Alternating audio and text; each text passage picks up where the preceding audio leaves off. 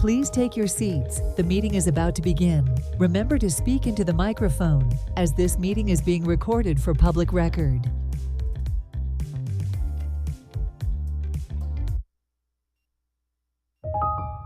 Please stand by. We are going on air in 5, 4, 3, 2, 1.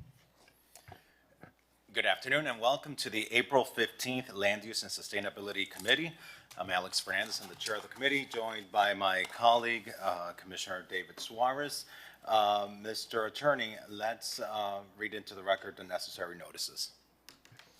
Today's meeting of the Land Use and Sustainability Committee will be conducted in a hybrid format, with members of the committee physically present in the commission chambers and staff, members of the public appearing either in person or virtually via Zoom.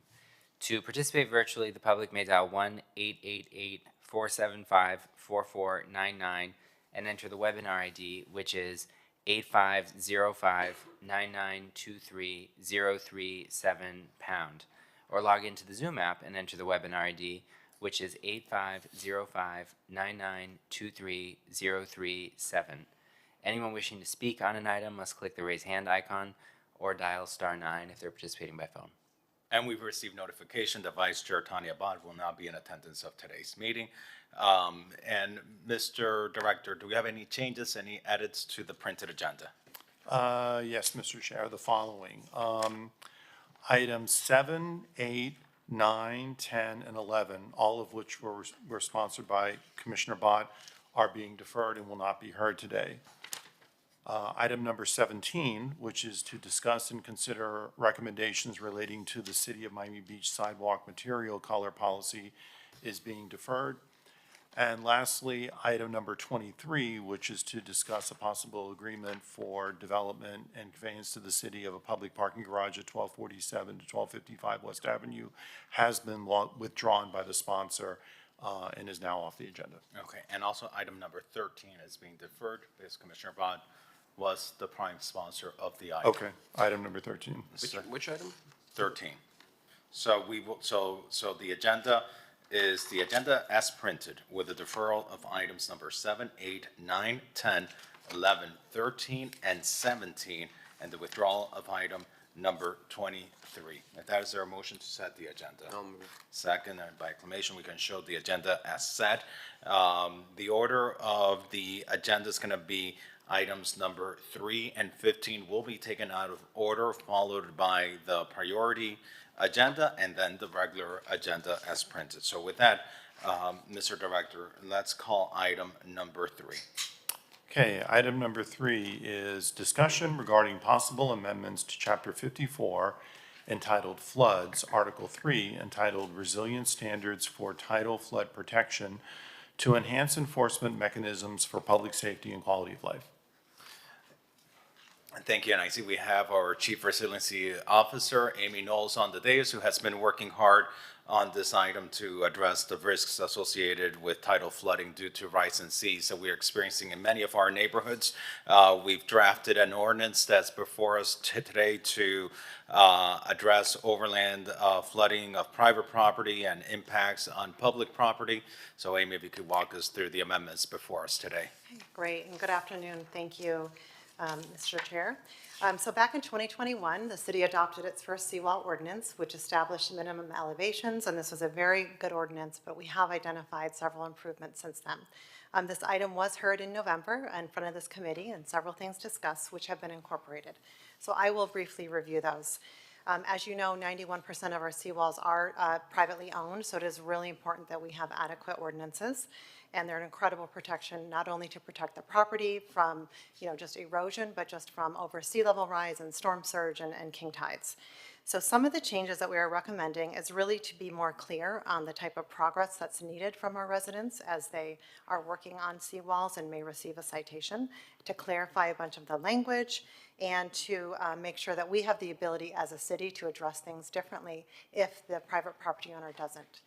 So first, as we're looking at a new 60-day requirement, and they have to demonstrate specific progress if they've received a citation. For example, obtaining proposals, securing financing, and applying for permits. So this will allow us as a city to make sure that they're making some progress, again, after they have received a notice of violation. Property owners will have 6 months to submit permit applications to the city and to Miami-Dade County, and which gives, they still have 730 days to complete the full seawall improvements, but we want to see a little bit more information to show that they've made progress. The threshold for substantial repairs has been raised from $300 to $500 per linear foot. And what that does is it helps the residents so that they're not having to elevate to the higher elevation if they're just doing more minor repairs. And that's to be more in alignment with current market costs. Because today, if someone is making a repair that's over $100, they need to pretty much replace the entire seawall. Right now it's $300, and this would elevate it to $500. And I'm going to ask our assistant city manager, do we have an understanding more or less as to what going rates are for replacing seawalls per linear foot? Does a ballpark? Because I want to make sure that the public understands how substantial this is. Sure, new seawalls are probably somewhere in the, depending on the complexity, anywhere from $2,000 to $4,000 a linear foot. Yeah, so keeping this threshold or increasing this threshold from the $300 to the $500, bringing it up to the current standards really not only helps our residents, but it really encourages them to fix their seawalls through the permitting process and not avoid the permitting process.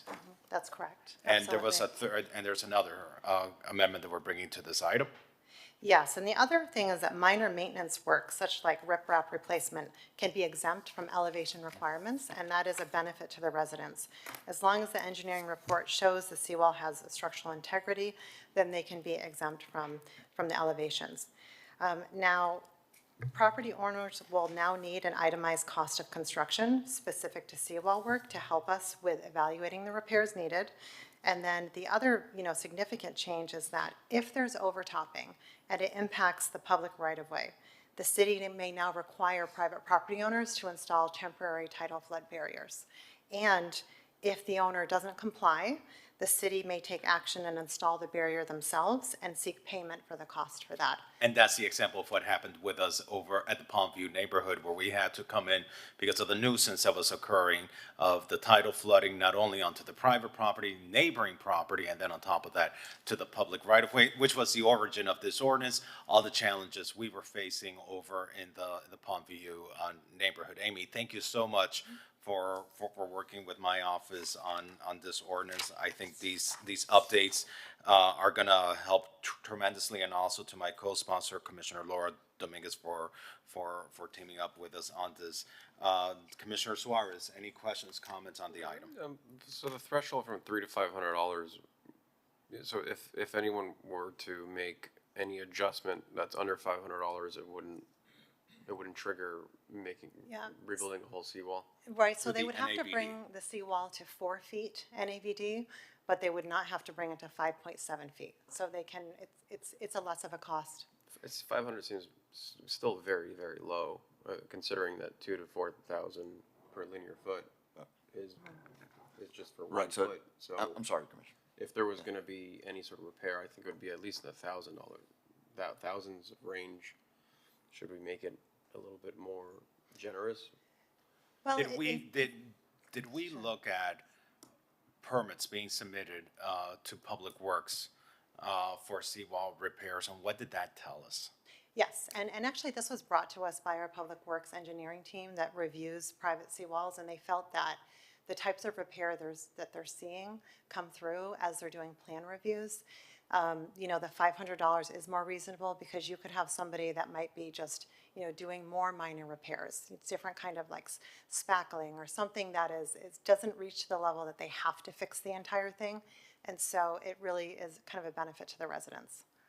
In light of the concerns with increasing costs, I do not object to the idea of going beyond the $500. Because, we do deal, everything responds to the market, and I know that a lot of times when I'm doing work in my house, I'll first give my parents' address out in West Dade, and the 33175 zip code gets a different quote than the 33140 zip code. But then all of a sudden, when you tell someone you're doing work in Miami Beach, all of a sudden they want to charge you 3 times as much. So I'm not opposed to the idea of increasing this limit. I think maybe 5,000 would be a decent number, because if for 1 linear foot it costs 5,000, 1,000. I mean, if you have a 90 linear feet or 60 linear feet, you're gonna be repairing 1 foot. Not to say that you just be repairing 1 foot, but, you know, or at least make it contingent upon how large your seawall is, right? You know, maybe $1,000 for every 10 feet of seawall. Yeah. So it's really based on cost per linear foot. Right. So what we're saying is, if something is less than $500 a linear foot, then, you know, you don't, then you would have to bring it up to 4.0. Let me ask you this, If it's between- more than that, it would be 5.7. Between today and first reading of this ordinance, could we explore the possibility, you know, would it be appropriate to go beyond the $500, going up to $1,000 per linear foot? So that with the feedback of the committee, we can consider that as part of the ordinance, of the first reading ordinance? Yeah, I think we'd be happy to look at the data and see what it says. Yes, Okay. that'd be great. That'd be great. Any other comments on the item? No. Mr. Attorney, are there members of the public wishing to speak on this item? No, there are not. All right, seeing no one in person wishing to speak on this item, anything else to add on the record, Amy? No, thank you very much. All right, Commissioner Suarez, if you move the item, I'll be happy to I'll move second. All right, second, then we can show this adopted by acclamation. And with that, let's move forward to our sea level rise vulnerability assessment, item number 15. Great. And this item is being sponsored by Commissioner Dominguez. I don't know if we have Commissioner Dominguez on the line wishing to speak on this item. I think this is item 15. Yes. 15. Yes. Yes. Commissioner Dominguez, welcome. You're welcome to introduce your item. Thank you. So the administration is sharing a draft of the sea level rise adaptation plan for consideration and recommendation of the mayor and our commission to accept the item for their planning purposes. It's a draft adaptation plan. It provides flexible, forward-thinking strategies, and it includes 5 core adaptation themes: keeping water out, living with water, nature-based production, strategic relocation, and updated plans and policies. And Amy is there. She can tell you more about the item. Amy, thank you. Great. You're welcome to Thank you, introduce the item. Commissioner. Thank you. And if Pisha could bring up, we have a short presentation because I think it would really help to walk us through this. It is an important item and it's a big report, so I think it's great to just take a moment. This is a draft sea level rise adaptation plan. It's not something you see every day, and as usual, you know, Miami Beach is leading the way on these efforts. We do have a need to adapt, and so the Resilient Florida Planning Program, funded by the state, actually requires cities to do vulnerability assessments for their public assets and critical assets for the years 2040 and 2070, considering sea level rise.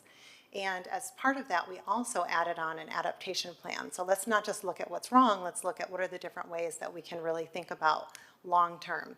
So the time frame that we began this process, it was winter 2022, and we're finishing up in spring 2025, funded by a Resilient Florida grant. So the goal, again, to prioritize the assets most at risk for flood hazards and maintain eligibility for future grants. So we've brought in about $80 million so far through this grant program, and it's important for us that all of our projects are identified in here. So we completed phase 1, the vulnerability assessment. We are now completing phase 2, which is the adaptation plan, and then we move into implementation. A little bit about the need to adapt, and I know that you're very familiar, but we do in Miami Beach have vulnerabilities to different types of flooding, compound flooding, and that's important because the types of strategies we use need to be matched with the type of flooding. You know, we also know that when we have more than one type of event, it can be much worse than if it had just happened by itself. So this type of plan has been important and is evident, you know, throughout the sea level rise adaptation plan. So what kind of sea level rise have we been seeing? You know, we know that over the last century, there was about 11 inches of sea level rise, and we've seen 6 inches more since the year 2000. So there has been an acceleration, and we know by 2040, we're looking at 0.3 to 1.3 feet, and 0.9 to 4.1 feet by 2070. And the figures that you see our city has adopted, they were put together based on NOAA and Army Corps of Engineer projections. We made sure to reach out to the city quite a bit through this effort. We've had sensitivity focus group interviews where we invited all of our neighborhood associations to come and tell us their thoughts about flooding and what they'd like to see. We had 8 small virtual, like I mentioned. We had North, Mid, and South, as well as the business community and local subject matter experts. We held pop-up workshops at events. We wanted to meet people where they were at. The kind of people that maybe wouldn't come to a regular government meeting. And we asked their opinions and had them really show us on an actual map where they live and where are some of the issues that they see. We had a community meeting with University of Miami and FIU to talk about this plan. And we've had a lot of different topics, from experiences with flooding, impacts to community spaces, their concerns, and what their priorities are for flood protection. We've also engaged the Sustainability Committee, the Neighborhood Resilience Projects Committee, our FEMA Committee, and the Chamber of Commerce. We've been to actually twice, and I just presented last month as well. We've heard many different things, but I would say the biggest theme is that people are already coping and adapting in different ways. And they're clear that there's experiences that they have, and they're adjusting their day-to-day. People perhaps buying an SUV instead of a lower car. People noticing tides going over their seawalls more than when it used to. And, people really wanting our city to really deal with this and to move forward. A little bit about the vulnerability assessment. We ranked over 67,000 assets. And so as a city, we now have a really nice, I would say, database of all the assets and information about them and different things that we can do. We looked at exposure, sensitivity, and consequence, and all the assets came up with a score, and we'll use this to apply for future grant funding as well.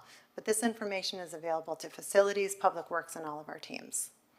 Some of the major takeaways is the west side of our island is at the greatest risk of flooding just due to lower elevations. Our coastal dune system and beaches provide a wonderful natural buffer, actually estimated at about $20 million a year in value, but hurricanes can still flood the city.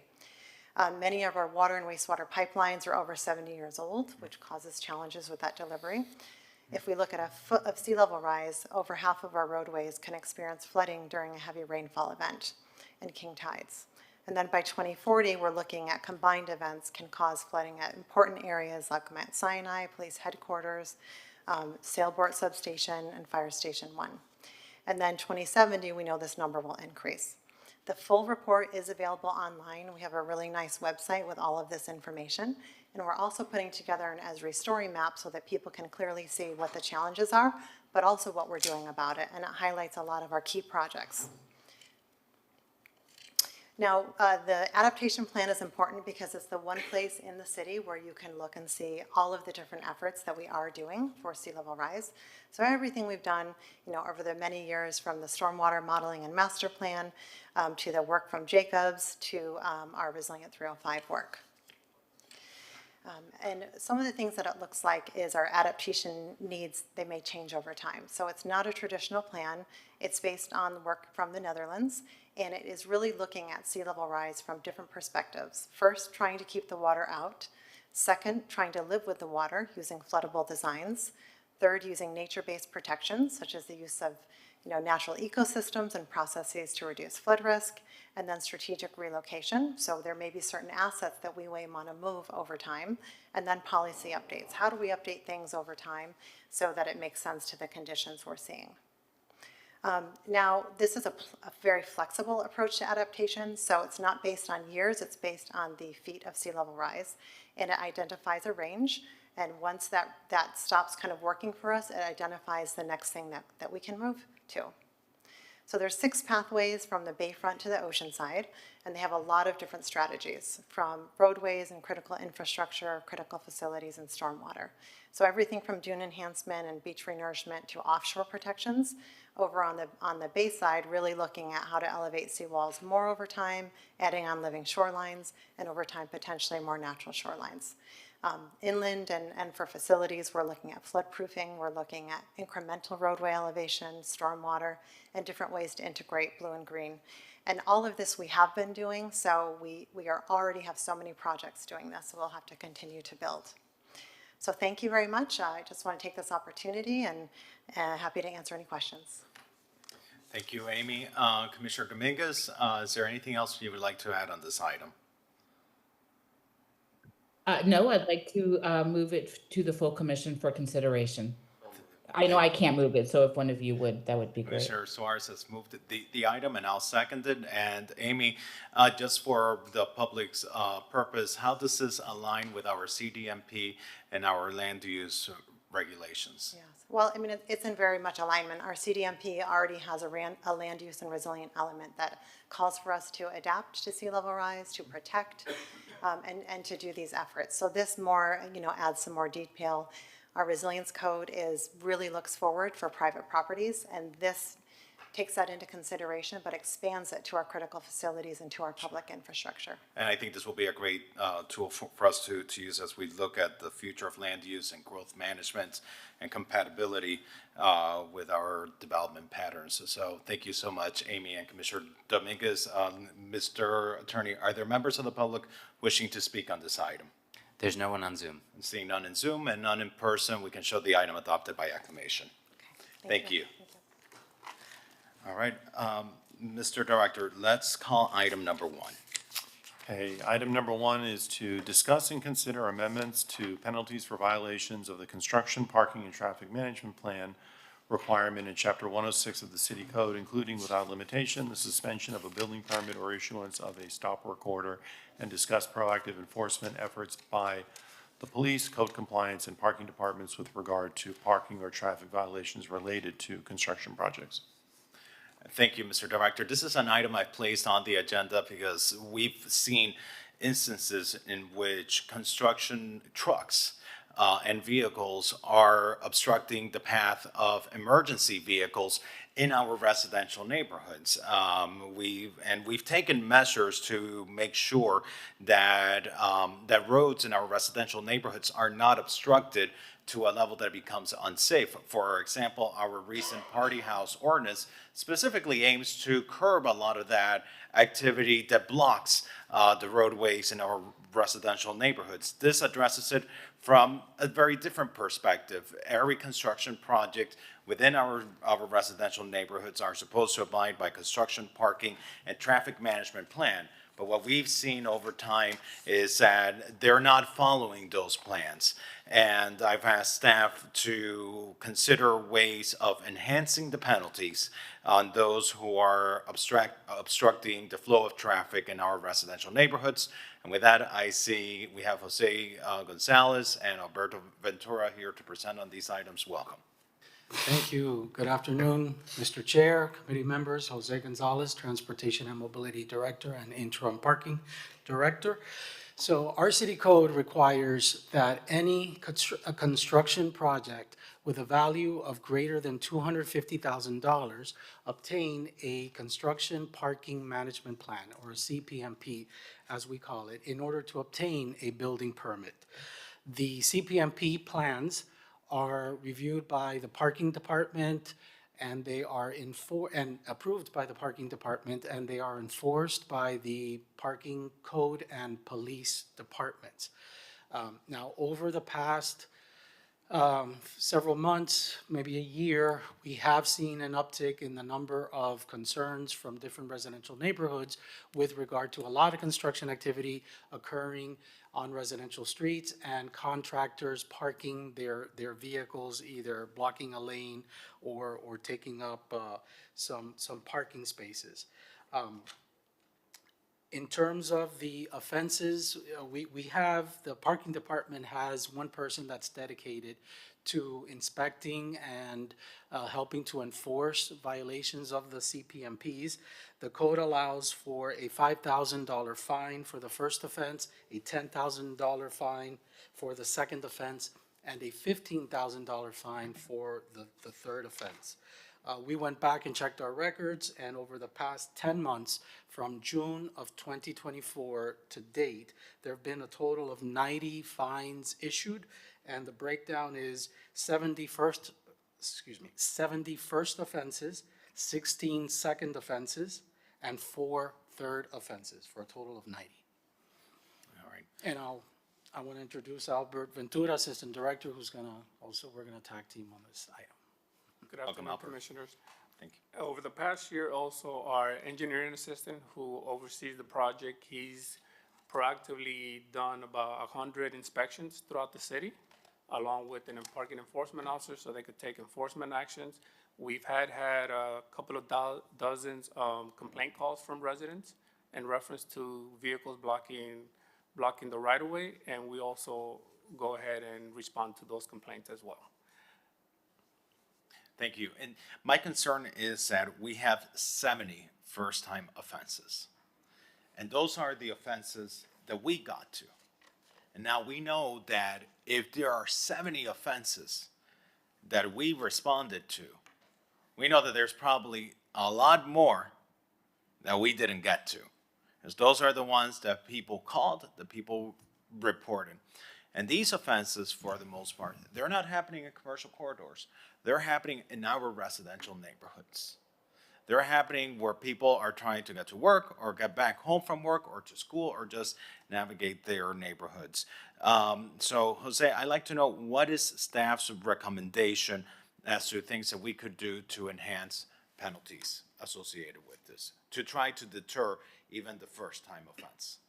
So, Mr. Chair, we did explore various measures that we can possibly take, the city can take to more effectively, aggressively, if you will, enforce this.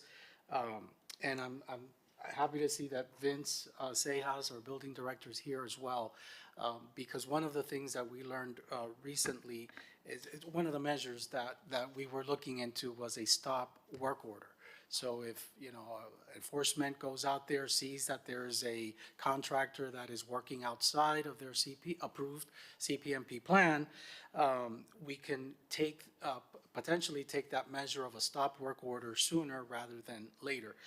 Our current code actually allows for a stop work order after the third offense. So that was one of the things that we looked into.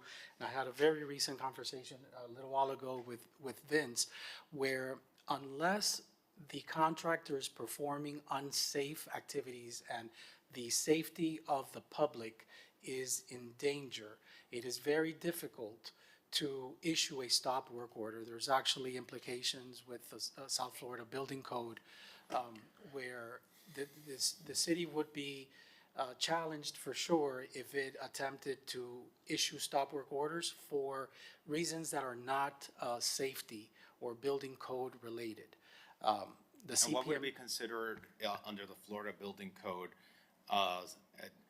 a safety reason why to stop the permit of someone that is, pretty much using the public right-of-ways for themselves? Under the provisions of Florida Building Code Section 115, that's where I could issue a stop work order. Now, the provisions there allow me to remove or issue the stop work order or suspend the permit completely if they are violating or creating an unsafe condition for the public. Safeguards to the public is Chapter 33. So if you would, on a high-rise, you've seen the catwalks with the overhead protection for any falling debris to protect those people using that walkway. Now, in the scenario that was described before, if an emergency vehicle could not get through, or they were preventing or didn't have, let's say, PD on the scene, with lights to divert traffic and whatnot and give people another means of movement, in that case, then the first case would be issue a fine, give them the opportunity to correct the violation. But if they continue to be bad actors, if you would, at that case, I could issue a stop work order until they come into compliance. Typically, it's a section in the building code for working unsafely, no egress, a lack of illumination for the workers, a lack of sanitation for the workers, porta-johns, things of that nature that would be a violation of the Florida Building Code. In this case, it would have to be some kind of blockage or lack of access or damage that would create an unsafe condition, blocking a hydrant, for example, things of that nature where first responders could not respond to an emergency. No, but we're talking about. Traffic. Yeah, traffic. We're talking about neighborhood streets that were built 100 years ago, that were not built to have trucks for your construction project blocking an ambulance from getting to a neighbor's house, or blocking a fire engine from getting to someone's house. And we have 70 instances of this in our city, for one that have reached one violation. We've had a total of 90 violations over the past year. And we probably have many more that we just haven't, gotten to. And so the fact that we've had 70 first-time violations tells me that there's a problem, and that the penalties are not strict enough to deter the activity from occurring. Commissioner Suarez. Thank you, Mr. Chair. I look at this a little differently. I think a lot of the times these contractors just simply don't know. And rules may be very lax in other municipalities, but I think being reasonable on the first offense, but being very heavy-handed on the second is something I'm comfortable with. I certainly don't want to, in a roundabout way, raise prices in Miami Beach because word gets around that, you're going to have your whole project stopped because your truck was blocking the road. Not to say that that's, you shouldn't be doing that, but they need to be educated on it. And I think giving a very stern warning and letting them know that, look, you do this one or two more times, your whole project's going to be at a loss. And I think there should also be notice given to the owners because, I'm under construction. Sometimes, unfortunately, my contractors, I don't know, are coming and they block the road and I have to tell them. So maybe as a first warning, it goes to the homeowner and not necessarily to the contractor who may not want to tell the homeowner because he may not want to say. So the violations are issued both to the contractor and to the property owner. That's Is that correct? Yeah. That's the amendment, as an amendment? No, or is no, that that's the current code. Okay. If So- I may, I'm sorry, if I may add something as well. On By the way, first- of those 70, how many were second repeat offenders? You had 16 of them. 16? That's pretty good, right? That shows that the first warning is good. I think personally, if you have a warning with a stern warning on the first warning saying that if you do this again, this is what you can expect, they usually understand what's going on and are accommodating. I'm sorry, what I wanted to add was the first offense doesn't necessarily mean they were blocking the city's right of way. What we call city's right of way, if they park on a swale, which is not in front of their construction, we also issue their first offense. So these are not always for blocking the right of way, but rather for parking on the city's right of way, which it may be a regular parking space, it could be in a swale, or it could be in the lane of traffic. So that's what we consider the city's right of way. So it's not always the street. So we had 16 second offenses and how many third offenses? Four? Four. So it happens that we tracked 20 additional times after the first offense. That's over the course of 1 year? 10 months. Okay. All right. I think it's, Your reason, okay. yeah, All right. I think it's working. So again, without it having in front of me, what is staff's recommendation? Well, we wanted to explore the stop work order, but I know that there's some limitations. Vince just mentioned if it is a safety issue where, for example, a fire truck can't get in, that is eligible for a stop work order at that point. Correct? Yes. What do you mean at that point? It's just for that day, or is it stop work order until they? For that day. Okay. It's for that day. So Vince, I just want to make sure I understand you right. So what you're saying is that our code currently as written is not in accordance with the state statute? No, I'm not saying that it's not in accordance with state Well, but our statute. code says that for each additional and subsequent violation after the third, a 1-day stop order is issued by the city's building department. But what guarantee do you have that subsequent one after the third is a life safety violation? And that's part of the situation where we find ourselves running afoul of each other. However, if the approval from the parking department or public works department is retracted, I could even remove my approval for the permit. So If zoning, for example, they did something that runs amiss of the zoning regulation and the conditions of their approval, they could retract that approval. In that case, I could remove my permit. Well, but we're not talking about removing permits. We're talking about, doing, stopping work for a day. Parking on a swale doesn't elevate to an unsafe condition. However, blocking a fire hydrant, blocking a street without proper police presence to deviate traffic, that's an unsafe condition, and I could use the provisions When I under get the chapter calls, 33. when I get the calls from our neighborhoods, I'm gonna send them to the building department because I got a lot of these calls and I'll be looping you in on those emails. Because those perfectly are, fine. it's a challenge that we have and it's affecting people's quality of life in a lot of our neighborhoods. It's a All right, built-up Nick. community, it's difficult. I just have a question for the building official. Would you need to rely on this ordinance in chapter 106 to enforce the building code in the way you laid out? For instance, if the violation of the construction parking plan was a life safety issue, you wouldn't need this ordinance to do that, would you? No, but I would need someone to provoke me to get out there and be able to invoke and enforce it. In other words, one of our code enforcement personnel, public works personnel, park personnel from the city documenting, taking pictures of someone blocking a hydrant or illegally blocking the street without the correct public notification and police support. In that case, then I can go out and issue my stop work order. Under the But I need building- to be under the called building out. code. I've got to be called out. So blocking the street. Yes. Okay, so with blocking the street, we can seek an enhanced penalty of just a monetary fine. Correct, because again, it's prohibiting the first responders from getting to the site and, providing their life-saving or first responder capabilities. So under those provisions, yes. Now, if they have a permit to block the street, the proper signage and notification, No, then they're what's good. happening is that they don't.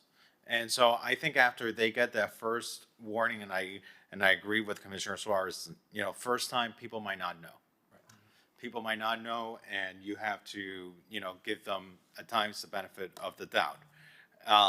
But that second and third offense, if they're blocking the street, it is a prolific problem in our neighborhoods. And they already know not to do this because they already have this plan and they know where they need to park. They had to sign for permits, they had to apply for permits, and they had to come and get that permit. But they're choosing not to abide by it. And so yes, the first one, you give them a fine. But moving forward for the second and third offenses, I really do think we need to come down hard on this because we're only seeing more and more of these projects.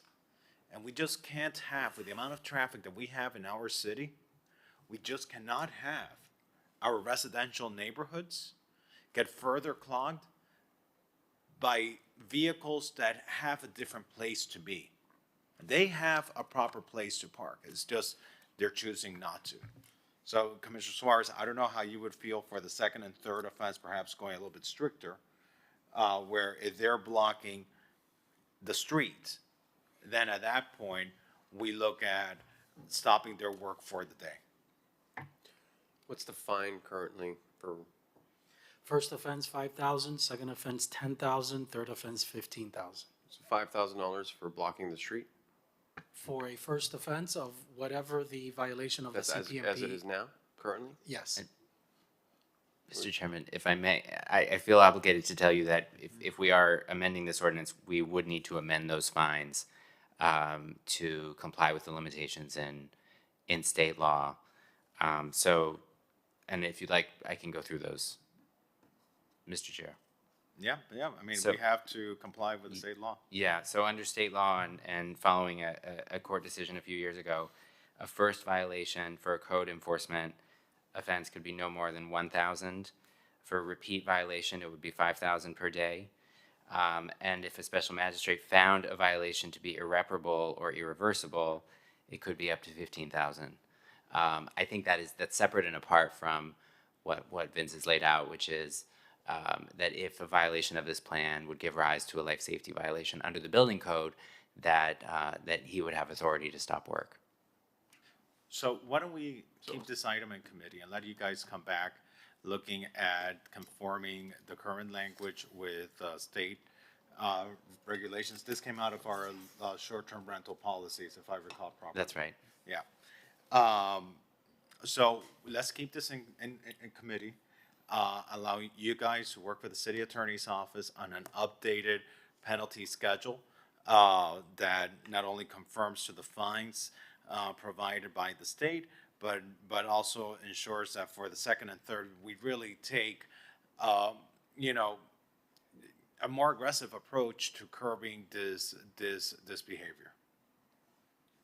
So just to be clear, our municipal law is not in compliance with state law? This particular ordinance predated a court decision Oh. that would require us to So lower. any the sort of fine. change that we would have to now go back.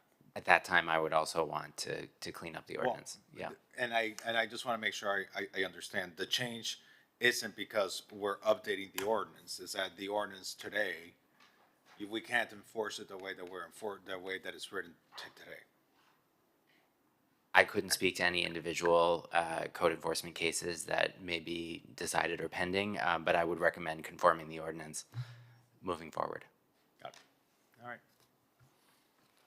I'll move to continue the item. Yeah, let's continue to next month. Thank you.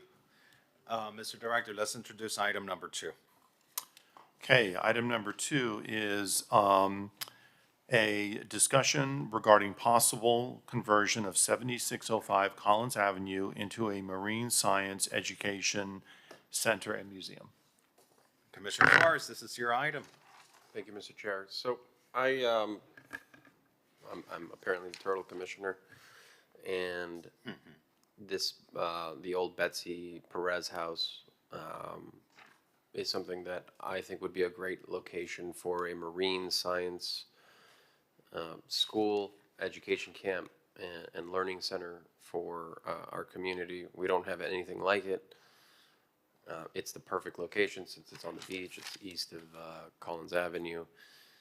And I brought this proposal to the the QEC, unanimous support for it. And I'd like to see if I have some support with my colleagues to do that before moving forward. Jason, if you want to go ahead and give us an update on some of how the finances are. Yeah. Sure. Thank you, Chair and Commissioner. So just, where we are today is it started about 1 year ago when the city began to explore the concept of acquiring the 6705 property. And at that time, I was tasked with, finding an available funding source. The city ended up acquiring it. It started a discussion in January of 2024 at commission. It went to the Finance Committee, which discussed the viable options to fund this, and obviously the funding source is really attached to a use. And what came out of Finance and was endorsed by Commission at the March 13th, 2024 Commission by Resolution 2024-32945 was for the city to acquire the parcel, the building at 7605 Collins Avenue, for the purpose of, funded by the city's building fund for the purpose of creating the North Beach Permitting Center with the possible associated city services such as cashiering for parking, utility bills, code compliance, and parking staff. Basically, the concept was to create. Sorry to cut you off, Jason, and through the chair. I was always under the impression that the use for the old Betsy Perez house was not set in stone. It was, we were going to discuss it, see what the best use is. I wasn't on the Finance Committee at the time, and I don't necessarily remember it going to commission saying that this is going to be a building department function. I think it's a little ridiculous to have a building department function on the beach next to a park. I think there's better uses for it for the community. So this actually passed commission where. What's a funding source? Okay, yeah, so it was correct. So funding source, I think we did our best to find the funding for this house, but the commission wasn't dead set on what the best use was. We did, there was a very detailed discussion about that use because it being from the building department's fund. And the commission or finance? Finance and commission. Now, the important thing to note is that there was a capital project added to the commission added a year or two prior to acquire some type of building for a North Beach permitting center. So when this came up about acquiring this building, the two items were married together. Mr. CFO, I have a question for you. How much did the Building Enterprise Fund pay for this property? $6.53 million was the acquisition price. Okay, let me ask you this. What was going to be the fiscal impact to the city of Miami Beach for the 2% commission that the Miami-Dade tax collector was intending to charge our city?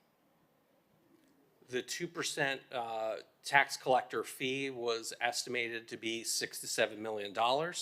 And that And is, since then, the tax collector has withdrawn his proposal on that fee. Is that correct? that is correct. But we started our budget assuming that we were going to be facing nearly $7 million hit for the commission to the tax collector. Is that correct? We were planning on it, but it's been removed, obviously, Well, at this point. but- So our current service level budget we will present in May won't I include would that. suggest that perhaps the city commission should consider, given that we were entering this budgeting season, assuming this fiscal impact of almost $7 million from the tax collector, and that was being removed, we should still assume that so that we can use that $7 million to reimburse the enterprise fund and be able to have this property for more open uses that might be more proper for the location than a building department permitting center. Yeah, if you're asking me, Mr. Chair, yes, I think, again, the intent of buying this piece of property was not to put a permitting center on the beach. I think there was discussions of like what the best use is. I think there was a survey that went out. If you're telling me that you want to put a permitting process center in the middle of a park on the beach, I don't think the community is going to sit well with that. So, if I think, Mr. Chair, I think that's a great idea. If we can just look, we're all one city, right? I mean, at the end of the day, it's taxpayer dollars, right? Sure, the building department was the one that found the money for it, but ultimately, we're the ones up here to decide what's best used for that. But now we can absorb the impact. Now that the tax collector is taking away his proposal, we can absorb that impact now with that decision. It's the funding that we need, and that way we're not limited anymore in how we use a property. So, through the chair, Jason, what would be the best way to go about doing this? If the commission was interested in converting that from the already approved use to this use, we would utilize, $6.53 million of the city's reserves for the acquisition. Then there would be the build out. The building fund had appropriated $1 million, or the commission approved $1 million for renovation. There's structural work and a lot of renovation work. So I don't know what the build out of converting this into a marine science conservation education center would be, but let's say that might be another $1 million, $1.5 million, and then the Parks Department had kind of guesstimated, depending on if there was with staff or through a third party, could be somewhere between $500,000 to $1 million a year in operating expenses. I think also the beautiful thing about maybe, converting this into a marine science park, maybe we can partner with an accredited university and give them a sort of a long-term deal, not long-term, maybe, 5 to 10 years, where, they get the property and they have a plan in place for a real science center, maybe something where it encourages the community and everything about Miami Beach for native species, plants, animals, marine, and have, as part of their proposal, they have to renovate the structure, so it really doesn't come to a cost with us. And the reason I like a university instead of perhaps like a nonprofit, and I think we've always realized nonprofits end up asking us for more money, a university. Well, universities do too. Yeah, the two, sure, but. Wilsonian, they've asked us for money and the FAR in the past. But I think if we team up with a university, perhaps University of Florida, and make it a real science center for the community and for the betterment of Miami Beach wildlife and marine wildlife, we could kill two birds with one stone. We don't want to kill birds. So if the No concept- birds, two iguanas with one stone. 2 iguanas to 1, so there you go. So perhaps if the committee is interested, is then to send it back to commission with a favorable, I'm just trying to think here, a favorable recommendation for, to be considered during the 26 budget process, I think as the chair said, for the city to acquire from the city's building fund, the 7605 Collins Avenue building, for the purposes of creating a marine science and education center, and then for the administration to seek an operating partner perhaps with the university to build out and operate said facility.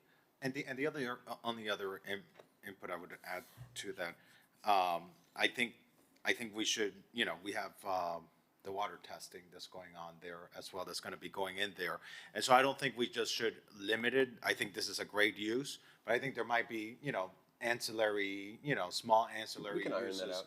Yeah, I think the main There might be thing. synergies with I think that. the main thing out of this discussion, quite frankly, is getting the property out of the enterprise, which opens the opportunity to be able to do, these other uses not related to the building department. Yeah, we that's can show good that. direction. I'll move it. Yep, and let's do that with a unanimous vote of the committee. Are the members of the public wishing to speak on this item? Yes, Mr. Chairman, the first caller is Omar Jimenez. Omar, welcome. You have 2 minutes to speak. Hey, thank you. So I think this is a great item. This item was brought to our attention through our ongoing resident-driven collaboration here in North Beach. We actually were the ones that ran the survey through the Parkview Island Sustainable Association a couple of months ago through our newsletter when this item was first kind of being looked at. And over 50 residents responded to our survey with the top 2 uses supported by the community being exactly what this committee has discussed today, especially a sea turtle conservation center and an environmental center with a working lab for a environmental organization so that they can keep monitoring the water quality in the area.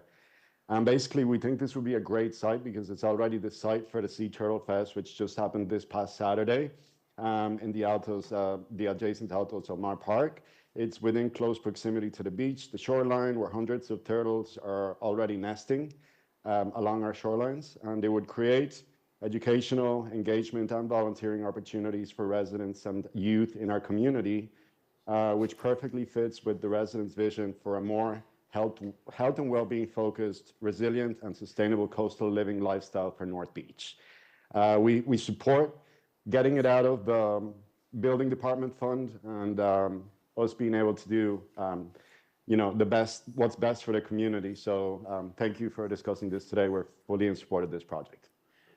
Thank you, Omar, for your participation, your comments, and for your activism in support of our environment up in North Beach. And any other members of the public wishing to speak on this item? Yes, we have 2 more callers. The next one is Elizabeth Latone. Elizabeth, welcome. You have 2 minutes to speak.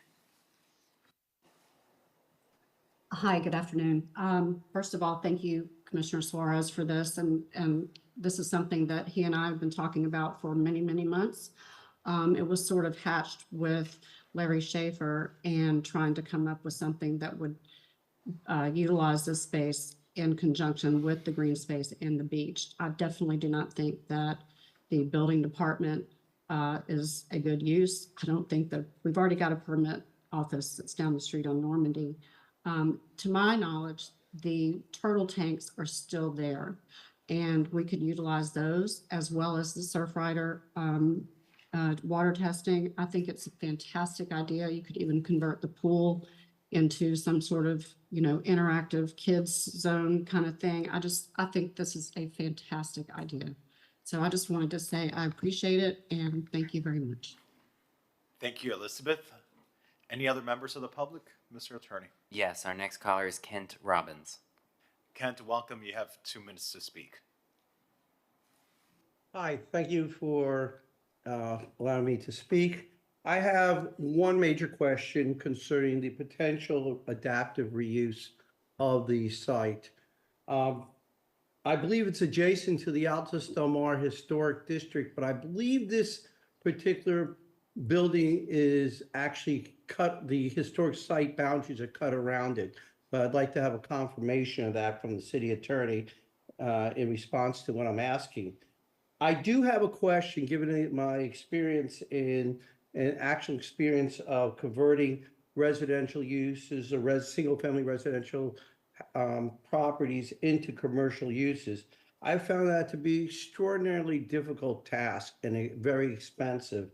And although I think the site is excellent choice for placing such a project on that site, I'm concerned that it's not really practical for adaptive reuse for the purposes that you discussed. And while I would encourage it if it could be done, I think before we start going in that route, I think that we really need to have a architect knowledgeable in historic preservation or in restoration of historic homes or homes that are that could be deemed contributing. I think it'd be appropriate to determine whether it's even feasible to convert this particular project for such a commercial use. I wish it could be done. I'm just wondering if we're getting into something that might be so expensive that it would then end up deterring and ending up not going forward with that particular project. Having said that, and wanting to save that home, because I think it does contribute to the neighborhood, there may be other ways of placing some project on the site, not within the structure itself, but adjacent to it as part of the area between the. Thank you, Mr. Robbins, for your site. participation. And Thank you. certainly we will always be conforming with our zoning laws and comp plan. And if necessary, we're always happy to update our comp plan to reflect the proper use of the property. Any other members of the public wishing to speak on this item? Seeing none in Zoom and none in person, we can show this item, the recommendation of the committee adopted. And with a key part of it is making sure that now that we have relieved funding, given the change of decision by the tax collector, that perhaps we identify and set aside those funds to release the building department or reimburse the building department for its investment on the property. And Mr. Attorney, please show me as a co-sponsor. Happy to support Commissioner Suarez in his effort. All right. So, Mr. Chair, on that one, we'll show that item is concluded with a recommendation to the commission that alternative uses be explored. Mr. CFO, when would be an appropriate time to send this back to the commission to make sure that you have the proper feedback from the city commission as we develop the budget for next fiscal year? I was gonna, not necessarily right this second, but this is my item, so I was gonna go back and work on the item to bring the resolution back to the commission, targeting the May commission meeting. So, I mean, is May sufficient time? Because I know we have a budget workshop. Our first budget workshop is May or June? The retreat, we don't specifically talk about enhancements. We don't talk about the enhancements till June and July. Okay, so May will still be sufficient time to be able to discuss this without causing a domino effect on the budget. Right, we get the May commission approval. If we get commission approval in May, then we go ahead and create that enhancement to the capital budget. The question, but it sounds like you want to have some discussion of the commission, so you would like this to be an R7 item? Or C7? I'll leave that to the sponsor and to the city attorney. And I'll check with the sponsor on that. But yeah, I'll work on that right away and get that back to the commission right away. Great. discuss it. It's worth a discussion and making sure. All right, I'll do as an R7 resolution. Okay. Thank And I would say that's prudent. We did something, a change this significant shouldn't be a consent item. When we're talking about $6 million, And it that did is go something worthy of discussion. Yes, and I think, well, it didn't pass yet, but it is not going to FERC, but yeah, we'll do it as an R7. Thank you. Thank you. All right, Mr. Director, let's call item number 4. Okay, item number 4 is to discuss amending section 2.1.1.1 of the Miami Beach Resiliency Code, which requires the disclosure of certain settlement agreements between applicants and third parties in connection with land development applications before the land use boards to, 1, expand applicability to also include private applications before the city commission, and 2, require at a minimum the disclosure of the material terms of any such settlement agreement. Commissioner Suarez, this is your item. Vice Mayor Suarez, this is your item. You call me Commissioner, it's fine. Thank you, Mr. Chair. So I put together some notes last night that I'd like to also share with the city attorney. I don't think I shared this with you. I want to make sure that what we're putting here it really induces transparency and integrity. Nick, why don't you start off with what the city attorney's office is recommending, and then I'd like to also add in some possible amendments to strengthen the ordinance. Sure, I'd be happy to. So what the code currently requires is in connection with any application to the city's 4 land use boards, the Board of Adjustment, the Design Review Board, the Historic Preservation Board, and the Planning Board, that in the event that an applicant enters into a settlement agreement with a third party in exchange for that party's support of a project or agreement to withhold an objection to the project, that settlement agreement the existence of that settlement agreement needs to be disclosed in writing, and the disclosure needs to generally summarize the nature of the consideration provided. And lastly, to the full commission, to a commission. Right now, it's only for the 4 land use boards. The last requirement is that an applicant has to make a verbal disclosure at the start of the hearing. This ordinance would amend the code to additionally require disclosure for private requests before the city commission, which would mean if an applicant has let's say a code amendment or a comp plan amendment or rezoning, any request for zoning relief that's before the city commission, this amendment would require that the disclosure be made, and it would also require that the material terms of any such settlement agreement between an applicant and a third party be disclosed as well. So right now you do not have to disclose the general terms, the material terms. You only have to disclose that an agreement was reached and generally describe the nature. And that's the land use board. For the land use boards. Right, so, So a zoning amendment to the city commission is not covered under our code at the moment, but this would ensure that as the city commission considers zoning amendments, variances, well, we don't consider variances, but height increases or changes in setbacks or increases in FAR. Correct. That we are aware of them. That's correct. Okay. And so what is the penalty if this is not followed? The penalty the penalty in the existing code is that any approval that results from that application is declared null and void. What happens if we find out a year after a building permit's been approved? Right, that's the challenge. Is it would be very difficult to enforce that remedy at that point. And so one of the recommendations that we're making is to revise the penalties for violations of this ordinance. And this is something we discussed with you, Commissioner, which is to delay any future development application for that property for a specified period of time. And that delay would apply no matter what the application, no matter what the future application is for that property. Okay, so, and through the chair, this is why I have some other amendments I'd like to run by you. Sure. And see if there's an appetite for this. You know, because when I reviewed this, I don't think it was strong enough for like the transparency, enforceability, and especially accountability for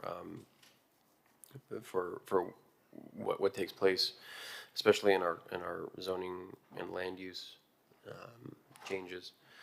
So, so some of the recommendations I have: a full disclosure of all agreements. This ordinance should require a submission of a verbatim copy of all relevant agreements, not just the summary of the material terms. Allowing applicants to determine what is material risks, excluding critical information.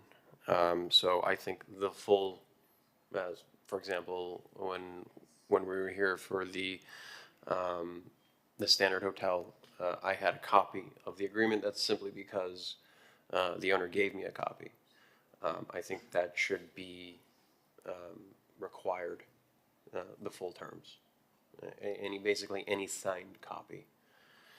The expanded definition of covered agreements. So disclosure requirements should apply to any agreement related to the application, written, oral, formal, or informal, that involves any monetary or any consideration or benefit, or involves an agreement to support or not oppose an application. And this would include settlement agreements, obviously, agreements with residents of Miami Beach, neighbors, neighborhood associations, community groups, or advocacy organizations. And again, this is just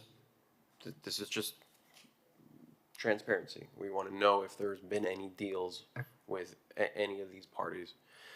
Private agreements for services, and non-disclosure agreements. You know, non-disclosure agreements may be excluded from full disclosure, but must be listed perhaps on an index of all agreements submitted with the application.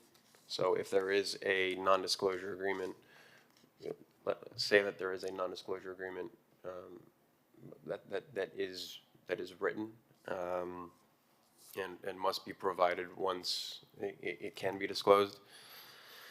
Retroactive applicability, I think, you know, to avoid procedural loopholes, the amended ordinance should apply retroactively to all applications before the city boards or the city commission. As if we adopt this today, I think anything that is in the process now should be required to disclose any sort of agreements, settlement agreements that I just discussed.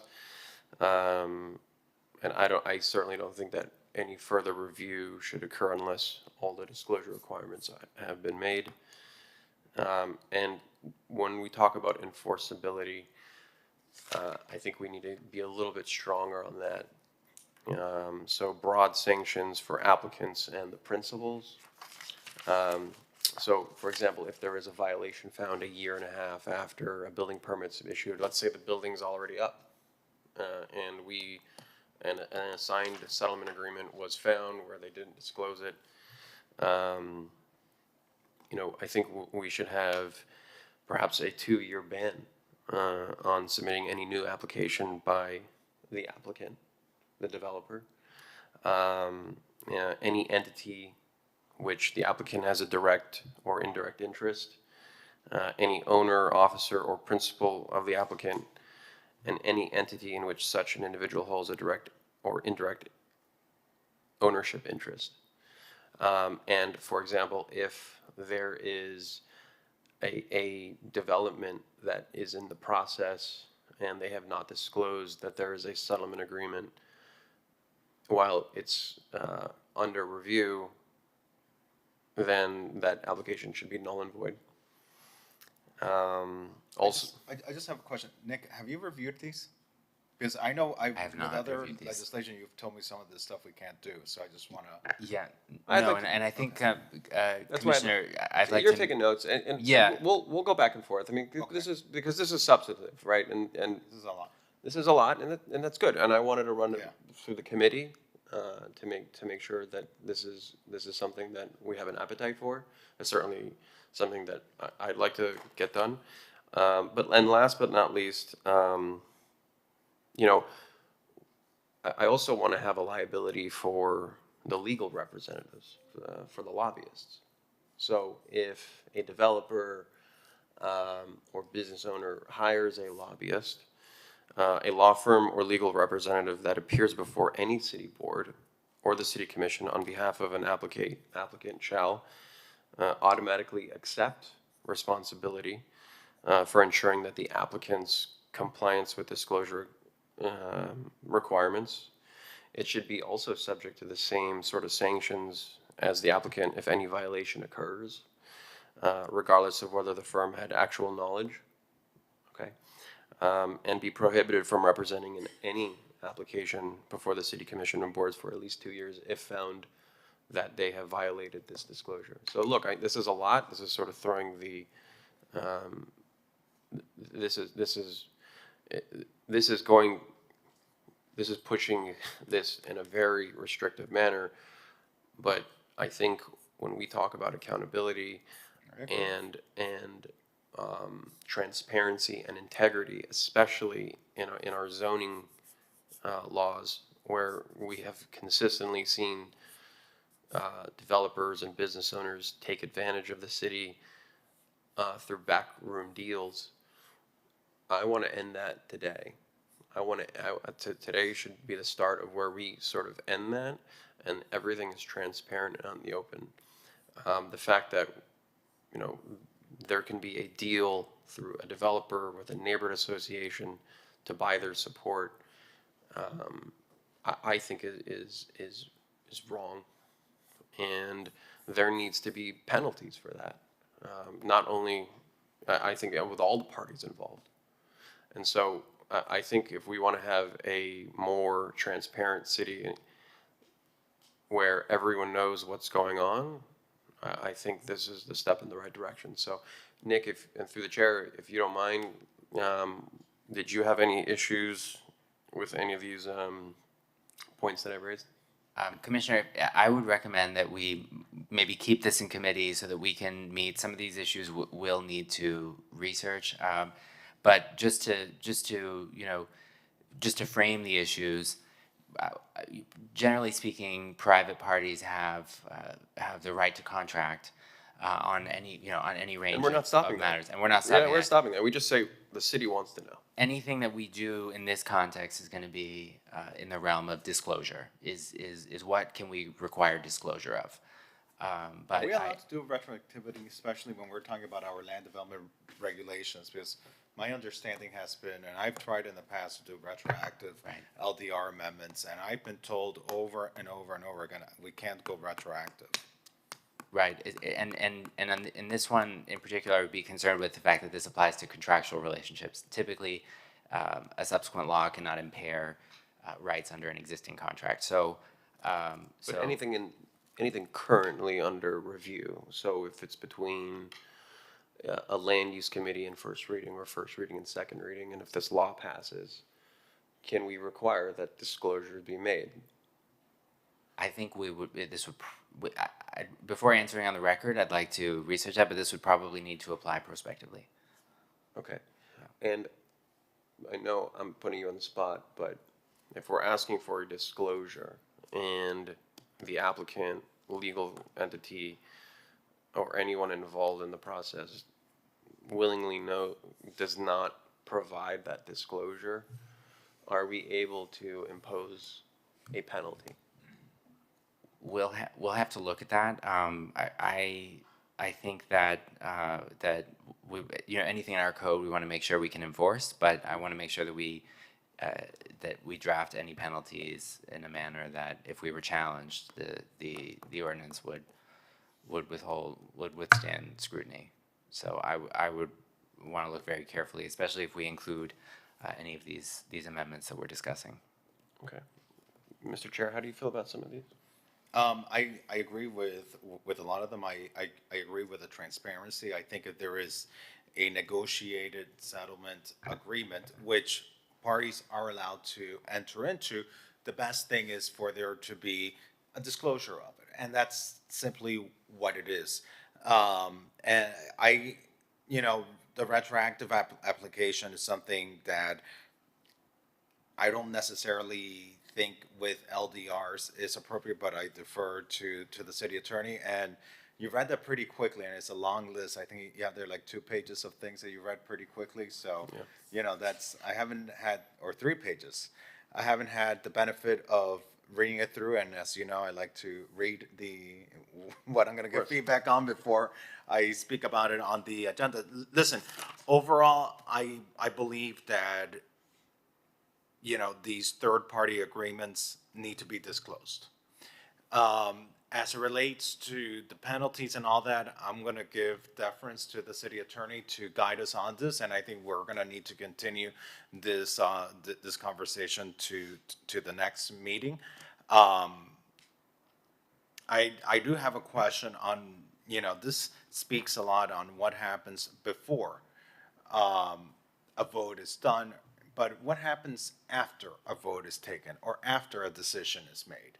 Because, what happens a lot of times is, assuming that we adopt this, people are going to try to find the loophole, which is always what happens with government, especially with good government policies. And then what happen in the future is, they'll make a contribution after the fact, or they'll just avoid falling under the guidelines of the regulations. So Nick, what would happen in a situation where a variance is considered, a variance is granted by a committee, or a zoning amendment is requested by the commission and a zoning amendment is granted by the city commission, but then afterwards, the contribution to a neighborhood association, let's say, happens, or to a religious organization or to a school, whatever it might be. It's usually a good cause.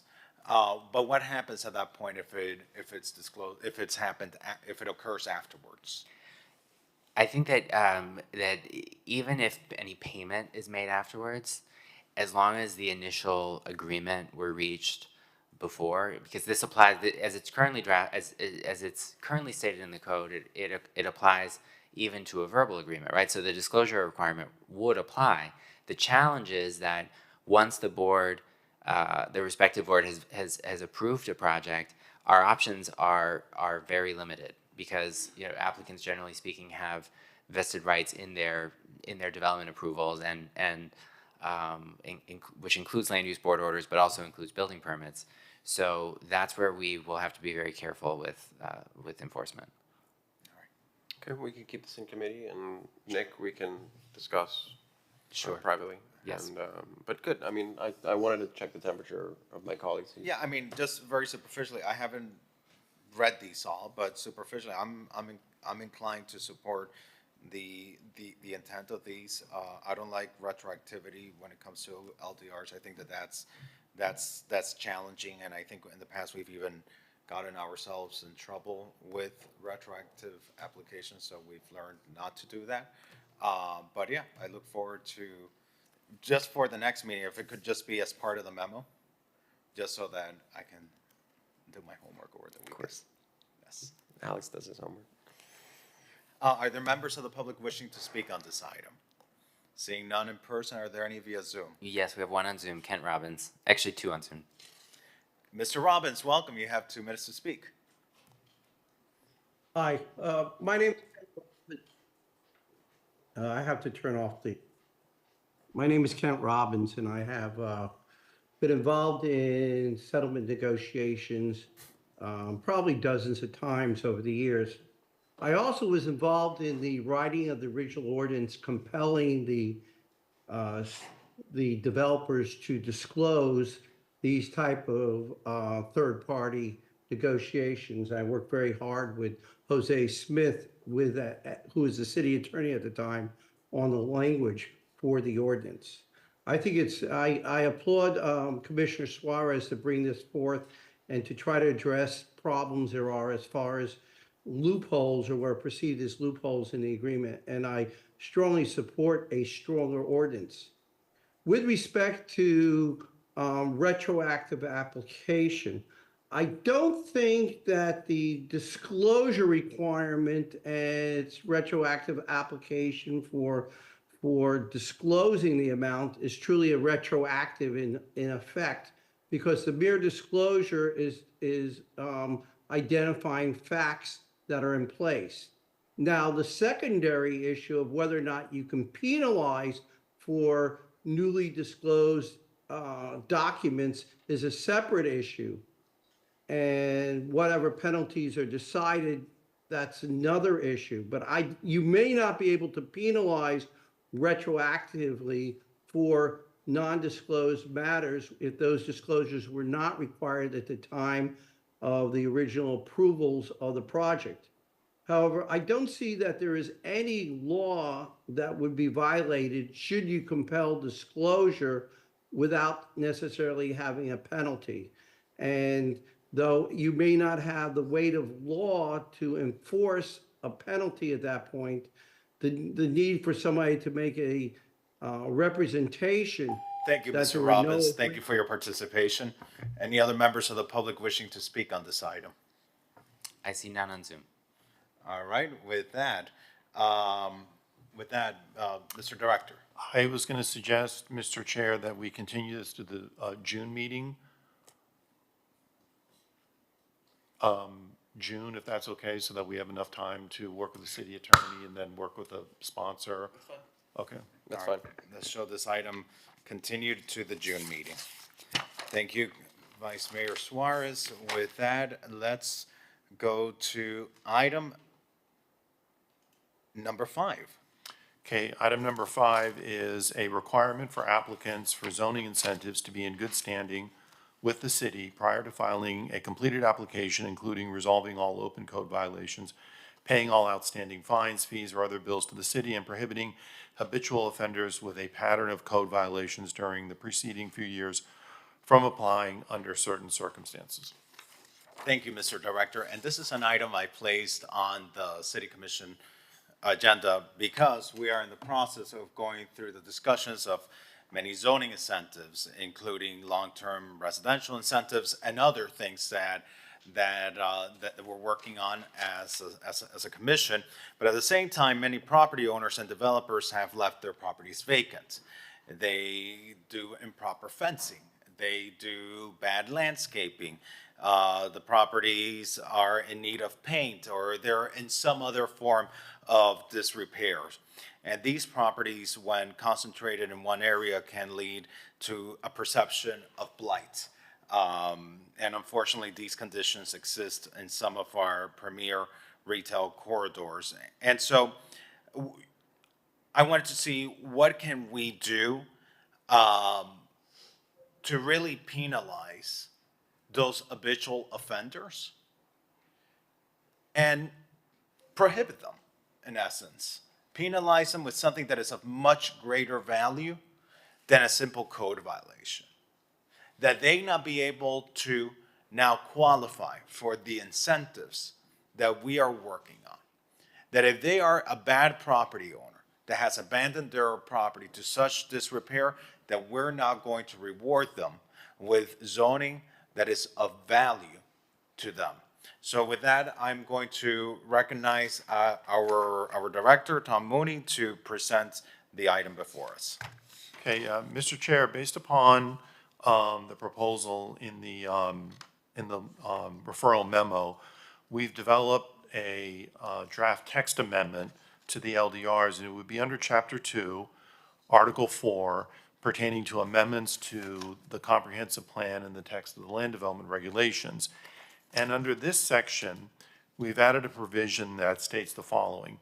For amendments specific to a private property, unified development site, or other development, the property owner shall certify the following prior to consideration of the amendment by the planning board.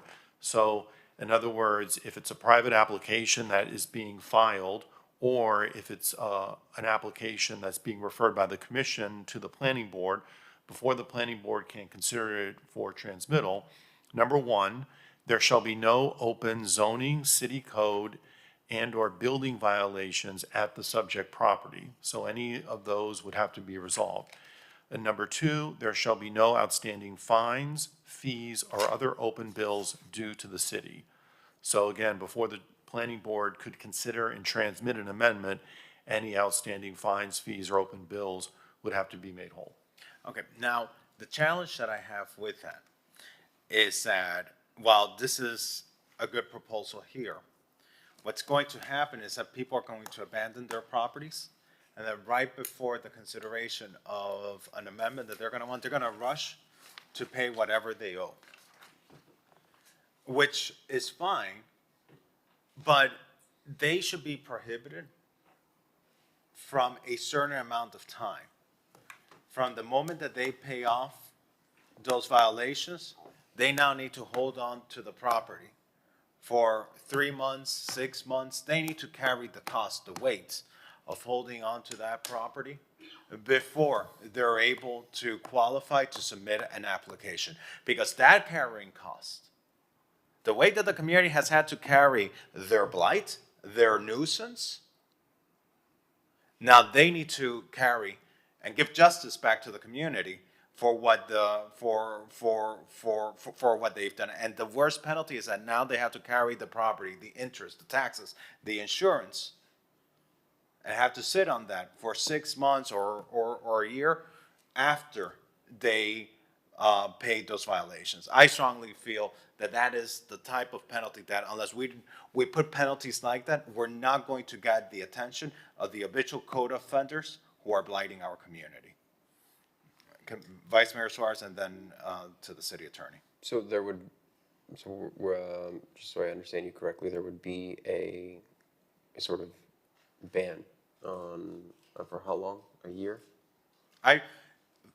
You ask me, but I'm gonna defer to staff and the city attorney. If you are defined to be an habitual offender, and I think that's one of the things we need to do with this ordinance is create a definition for habitual offender. And if you're found to be an habitual offender, that you not be able to submit a zoning amendment, request a variance, request anything that is not as of right or benefit from zoning incentives that you're not entitled to for at least 6 months or a year.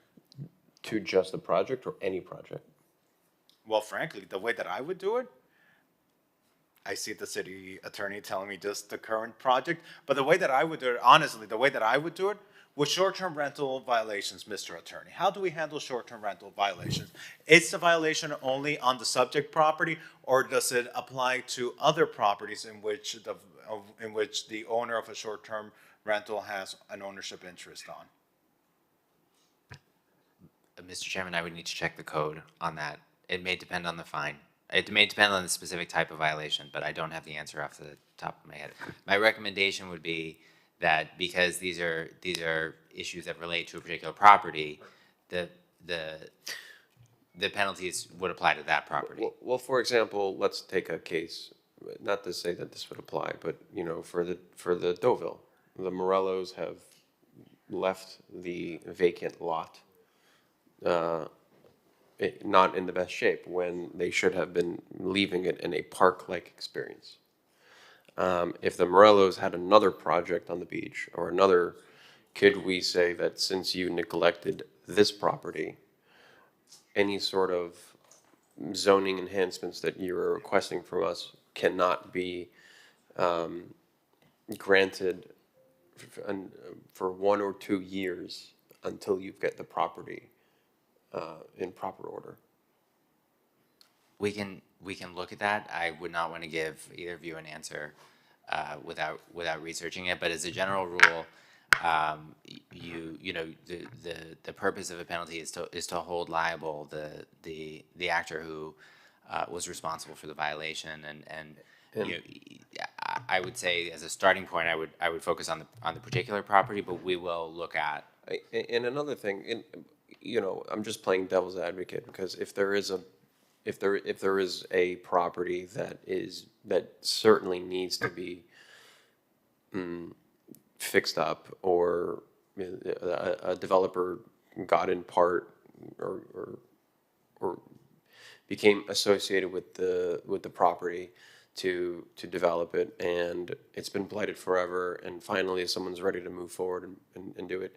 Could, and I don't know if there's an appetite for this, but could they pay, you know, instead of waiting a year or two, as a punishment, can they pay 10 times the amount of fines to the city as a way to avoid the year or 2 year wait?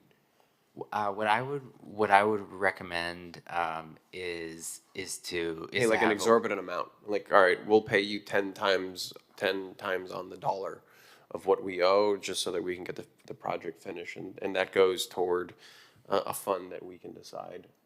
Yeah, the same limitations on code enforcement penalties that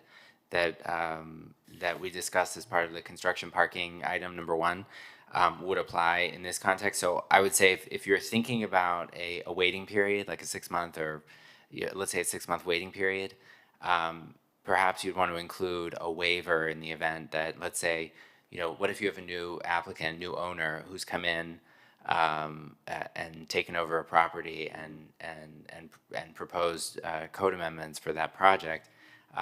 The city may want to consider waiving the mandatory waiting period, you know, in under specific circumstances. I think you should build that what in. the chair says, we don't want to get into a situation where they sell the property to a friend and they thereby skirting the rules of being accountable for blighting the neighborhood. It has to include transfer of interest. Right, and so where I was getting at this was requiring them to pay an exorbitant amount that ends up benefiting the city, because not only are they paying the fines, but they're paying it 10 times in order to avoid the 1 or 2 year prohibition on developing. I just want, you know, and that's something, you may not be able to answer that now. I mean, you can come back and. Just generally speaking, though, we're subject to the same limitations on the amount of fines. But this isn't a fine. This is a sort of payment for, or a waiver for not having to wait a certain period of time. It's not a fine. The fines are set. They've been assessed. But if they are asking us to waive a sort of limitation on how long they can do anything with the property, then that's going to come at a cost. Nick, I'll let you, perhaps we should keep this item at committee so that we can further research this. I'll tell you, I have an item coming to the April 23rd City Commission meeting having to do with predatory buyouts, which is something that has, you know, hurt a lot of homeowners, but predatory buyout of condominiums. And, you know, I think some of the penalties being discussed here would be something that we could, you know, incorporate as part of the penalty provisions on that. So perhaps you could get with Commissioner Suarez, understand a little bit more what his idea is, so you can give us some more insight on that for the next meeting. I'd be happy to. Yeah, but I think at minimum, you know, we need to put a pause on their ability to get a permit application for a certain amount of time, because that's where the real penalty is. And, you know, if we can multiply for a waiver, you know, multiply to a certain extent the fee, if they're choosing to do that. It's not that they have to, but if they choose to do that, you know, maybe that's something that we can explore, which I guess is the point that you're making. Yeah. Okay. All right. Are there members of the public wishing to speak on this item? Yes, Elizabeth Latone. Elizabeth, welcome. You have 2 minutes to speak. Hi. I saw the smiles over there. I have a question regarding the properties in North Beach and frankly across the beach that are in disrepair and have liens and violations and are just junked up as it is now. How can we resolve those issues right now? Because as I understand it, our code requires all of these lots to be kept in good repair, to be in a quote park-like experience. and they're not. And I also would like to understand how the city plays a part in that for our own properties, because honestly, the west lots and a lot of other things are pretty bad. So maybe that's something that could be addressed as well. I would say that it not be, that they have to keep all of their properties in good condition.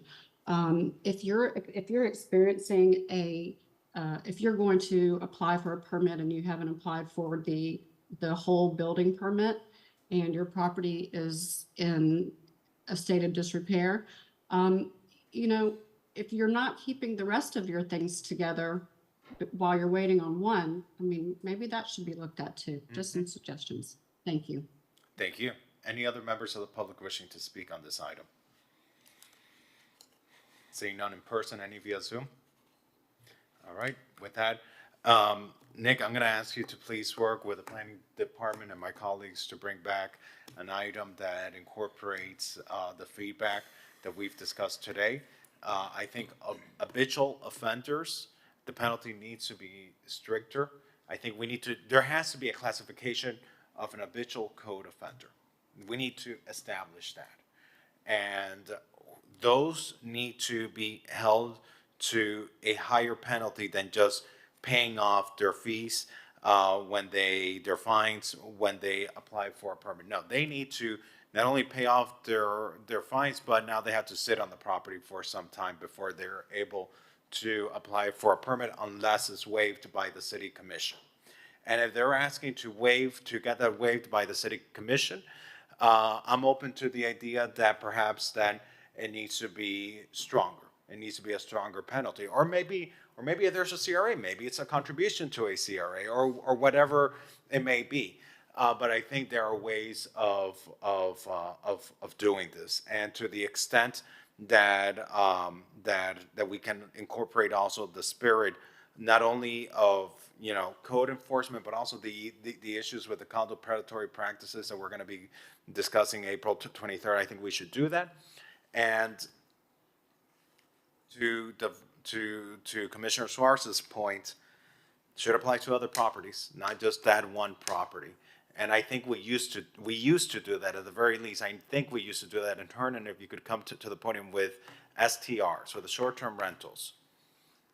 When there was a violation on a BTR with a short-term rental, didn't it encumber the other interests when the person had a certain percentage of interest on that BTR? Didn't it encumber some of their other short-term rental BTRs? Yeah, good afternoon, Mr. Chair, members of the committee. Hernan Cardino, Code Compliance. There is a provision in our ordinances that talks about percentages of ownership in another BTR or another endeavor, and where that may be prohibited if there were violations on your prior BTR. And so, that cross-referencing is what's going to deter the behavior. If they know, okay, if my bad behavior on this one property is now going to be cross-referenced with my interest in ownership on other properties and limit what I can do, it's the only way we're going to get people to respect our city. And that's what's lacking. Here we are, we respect the public's needs. We respect the needs of property owners, and we consider the reliefs that they ask of us. But they need to respect the city as well, and the neighbors of different areas. So thank you, Hernan, and we'll bring this item back.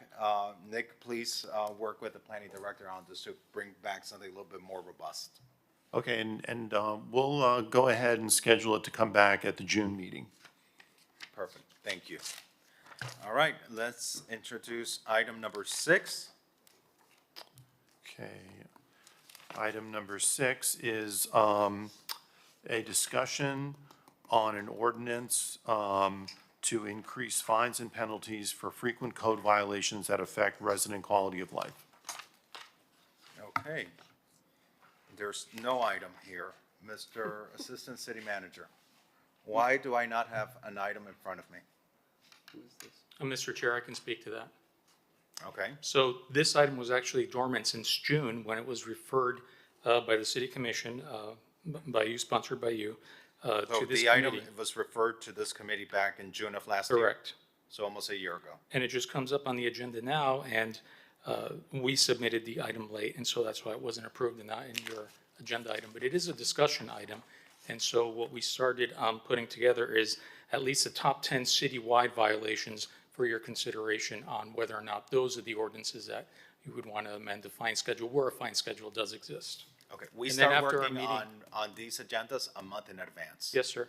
And The after our planning director provides my office with a draft agenda, and I try to provide staff with multiple weeks' notice to get their memos in on time. I'm not gonna discuss an item here that I don't have a memorandum on, so for next month, let's please. Understood, and I accept Yes, full thank you. responsibility. I understand. You guys were very busy doing very good work during spring break, and you continue doing great work. So I understand. It was a very difficult month where everyone was pulling all-nighters, especially in your departments.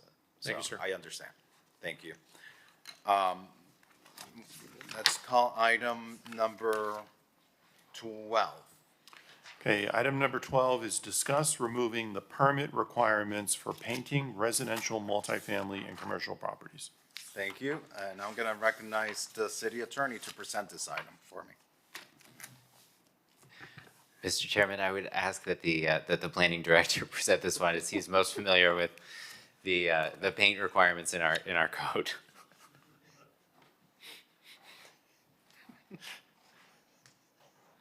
All right, Tom, you're welcome to. Okay, Mr. Chair, we drafted the memo, so, the referral endeavors to discuss potentially removing the requirement for approval of exterior surface colors for residential, multifamily, and commercial properties. In the memo, we have provided a summary of the current requirements pertaining to the color of exterior surfaces found in the LDRs, which is section 7.1.7. And we've also provided a summary of the requirements for getting a permit for our pre-approved colors as well as for non-pre-approved colors. For pre-approved colors, it's basically pretty simple. There's no fee. The permit is issued electronically, and there's no inspections. For non-pre-approved colors. Let me just ask you, if someone does not get that online permit, do they get a violation? If it's a pre-approved color? If they painted one of the colors, if somebody, like say a neighbor files a complaint that their neighbor is painting their house and there's no record of them obtaining a pre-approved color, then they could be requested to do that if they're painting it a pre-approved color. So that's what would happen if nobody makes a complaint and it's a pre-approved color. So they would have to stop working and they would have to get a permit. Depending upon when the violation was issued, if a neighbor made a complaint. Okay. All right. And then for non-pre-approved colors, as long as the color proposed is within the range of the pre-approved colors, those can be approved. Also administratively, they would require an inspection, unlike the non-pre-approved colors, just to ensure that the home or the building is In painted the that color. range. And what happens if the color is not in the range of the pre-approved colors? So for non-pre-approved colors that exceed the intensity of the closest corresponding color on the pre-approved color chart, approval by the Design Review Board or Historic Preservation Board would be required.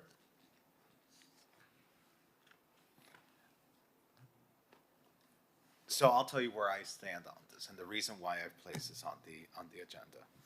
There's so many properties in our city that need to be painted and are not painted. And I want to really encourage them and incentivize them to be able to paint. And to, you know what? I get why we have these. You know, but I see these policies just being red tape that discourage people from maintaining properties. And it's why we see so many just white boxes around. Or beautiful historic buildings that haven't been touched in years because they just don't want to, they just avoid the city at all costs. And so if any work that the property owner has to do requires them going before the city, they just are not willing to do it. They're just not willing to. They don't want to deal with the bureaucracy. They don't want the red tape. There's this perception, well, whether right or wrong, that they're just gonna go into a rabbit hole that is just never ending. There's that perception in there. So I would like us to waive the painting permit requirements for a period of 6 months to encourage people to paint their property. Just paint your property. Do us the favor. This is where a lot of our residents live. This is a lot of our historic properties. Even a lot of properties in single-family neighborhoods, people haven't painted them in years just because they're scared of dealing with the city. And let's have it for 6 months and have the ordinance sunset after 6 months and see if it's encouraged any of our residents and property owners to just do this simple touch-up to the aesthetics of their property. Commissioner Suarez, I don't know how you feel. Yeah, I frequently walk everywhere, and it'd be great to see a lot of these buildings be incentivized to repaint. I think they're supposed to paint every 5 years, right? That's just standard practice for upkeep of a property. And anything else that we can think of, I know Commissioner Rosen Gonzalez had something where the city matched up to, I think, $20,000. But imagine having to pay someone $20,000 to paint their property. I mean, it's a wonderful program she has, but you know how absurd it is that we're having to pay people to paint their property? So, Tom, do you have any other suggestions on getting owners to paint their property?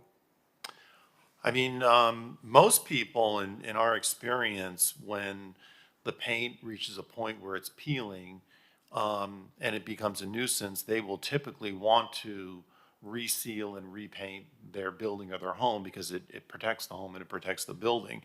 If there's an issue with a building becoming dilapidated because of lack of paint, they could potentially be subject to a violation. In my experience, I'm not sure it's the permit requirements, particularly if somebody's willing to paint it a pre-approved color, that's discouraging people. But to the sponsor's point, if you wanted to explore a 6-month suspension, we could work with the city attorney to come back with an ordinance that would facilitate that. How would we send notice to the owners? We could send an email blast to everybody that's on constant contact. I believe that would reach most businesses and residential property owners. We could also send a written notice to every property notifying them of this. Okay. Yeah, let's do it. Let's cut the red tape. Let's do a year. You wanna do a year? Let's do a year. Let's give people a year. A year. Let's get every property. Imagine just neighborhoods are going to look better. And frankly, it's your property. I don't care what color you paint your property. And I'm going to tell you, sometimes there are bold colors out there. And I know staff mentioned that in their item. But I'll tell you something. One of the most beautiful homes on Flamingo Drive, it is painted black with a coral trim on the windows. And someone took the creative step to do something really bold. And you know what? It is beautiful. It is beautiful. Who are we to dictate what color you or any one of us can paint our homes, and much less the taxpayers who have placed us in this table to serve them? So let's cut the red tape and let's do the blue tape ordinance. And I just came up with that. No. The blue tape ordinance. No tape. No tape. Well, no, we want blue tape because blue tape is the paint that they use for painting. That's true. We want blue tape. Yes. Mr. Chair, would you like us to bring an ordinance back to this committee, or do you want us to No, let's draft work- something let's- for referral to the planning board? If the committee agrees, let's send it to commission. Okay, we'll bring it as a C4 item for a referral to the planning board, and we can work with the city attorney's office in terms of the best way to draft that ordinance structurally. The blue tape ordinance. Blue tape ordinance. Yes. Are there members of the public wishing to speak on this item? I see no one on Zoom. All right, seeing. Oh, one One caller, Mitch Novick. Mitch, we missed you. You have 2 Hey, minutes to speak. I miss you too. Mitch Novick here. I painted both my buildings this past year on Miami Beach. I'm just wondering, you got to be careful what you wish for. As you said, I don't want to see, or it might be interesting to see buildings in all very bold colors, which may be shocking to the conscience. And that's it. But I like the spirit of what you're discussing, and anything to minimize the financial impact on residents or taxpayers of this city is welcome. Thanks again. Thank you. And Mitch, you're the Novick right across from the South Shore Community Center. It is always so well maintained and it's so beautiful. And I think you have like even hints of yellow there. And it looks great. And just allowing you to, express your vision for your property, I think is just a basic right that people should have. So with that, thank you for Commissioner Suarez for your support on this item. You can add me as a co-sponsor, please. Excellent. Okay. Thank you. All right. And I think item 14, I intended to defer item number 14 because, yeah, so let's see here. Item number 16. Mr. Director. Okay, so number 14, we're deferring to the May meeting? Okay. And we'll call item number 16, which is a bi-monthly update on code enforcement activities and the status of special magistrate cases involving properties and/or businesses located in North Beach, and to address any ongoing concerns and new developments in North Beach. All right, Hernan, you're welcome to introduce the item. So, Mr. Chair, this is a bi-monthly report that, at your request at the commission meeting on December 11, 2024, requested that code compliance come to this committee and make bi-monthly reports on the status updates for North Beach. On our inaugural report on February 20th to this committee, the committee members and yourself actually asked for additional information regarding the most frequent violators in North Beach, and that's what we provided here to you today in this memorandum for both commercial and residential. Since our briefing last night, I know we have to provide some additional information. I think we're looking to add whether these properties are multifamily or single-family homes, and we also need to add whether or not they're private or commercial, condos or rentals. Yes. What can we do to get, so I see many of these properties, some with 18 violations for property maintenance violations. Explain to me, tell me when we're talking about property maintenance violation, what are we referring to? So that could be what was just discussed. It could be painting, stucco, could be landscaping, overgrown landscaping on the right-of-way. It could be graffiti.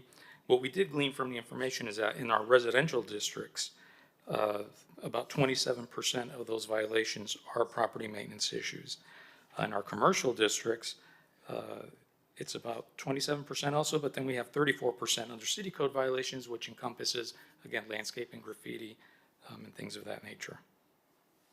And I see we have a lot of sanitation violations. Yes, sir. So, And that could be so explain that to me. Yeah, that could be overflowing garbage. That could be garbage outside the bins. That could be illegal dumping, which we get a lot. And, and I see some properties, 9, 5, some have 11 sanitation violations over the past year. Do we see a higher occurrence of sanitation violations in this part of the city than in other parts of the city? I'd have to research that information, but we did pull some data before, and it suggested that citywide, our top category for violations was sanitation and illegal dumping.